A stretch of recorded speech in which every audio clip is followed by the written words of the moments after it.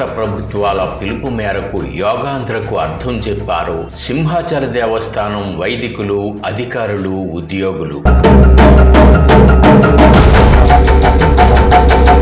సంపూర్ణ ఆరోగ్యం కోరుతూ యోగాభ్యాసాలు చేశారు. దిగువ స్థాయి ఉద్యోగుల నుంచి వైదికులు, వేద విద్యార్థులు, ఉద్యోగులు, అధికారులు, ఎగ్జిక్యూటివ్ ఆఫీసర్ జల్లేపల్లి వెంకటరావు వరకు అంతర్జాతీయ యోగా దినోత్సవాన్ని విజయవంతం చేశారు. ఈ నెల జూన్ 9 నుంచి ఆదివారం వరకు 12 రోజుల పాటు నిర్వహించిన శిబిరంలో యోగాభ్యాసాలు చేశారు. ప్రతిరోజు ఉదయం 7:30 గంటల నుంచి 8:30 గంటల వరకు యోగ శిక్షణ తరగతుల పట్ల శ్రద్ధ చూపించారు. తాడాసనం, వృక్షాసనం, త్రికోణాసనం, భుజంగాసనం, కపాలభాతి, అనులోమ విలోమ ప్రాణాయామాలపై శిక్షణ పొందారు.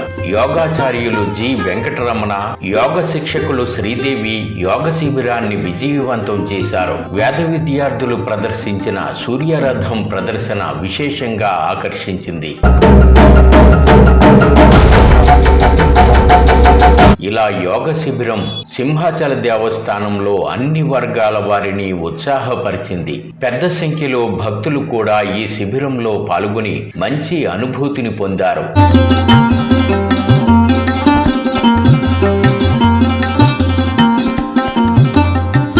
ఎగ్జిక్యూటివ్ ఆఫీసర్ జల్లేపల్లి వెంకటరావు, ప్రధానార్చకులు గొడవర్తి శ్రీనివాసాచార్యులు, స్థానాచార్యులు డాక్టర్ టిపి రాజగోపాల్ సంతోషం వెలుబుచ్చారు. యోగ శిక్షణ ఇచ్చిన జి వెంకటరమణ, శ్రీదేవిని సత్కరించారు. ఉత్సాహంగా శిబిరానికి విచ్చేసిన వారందరినీ ప్రశంసించారు.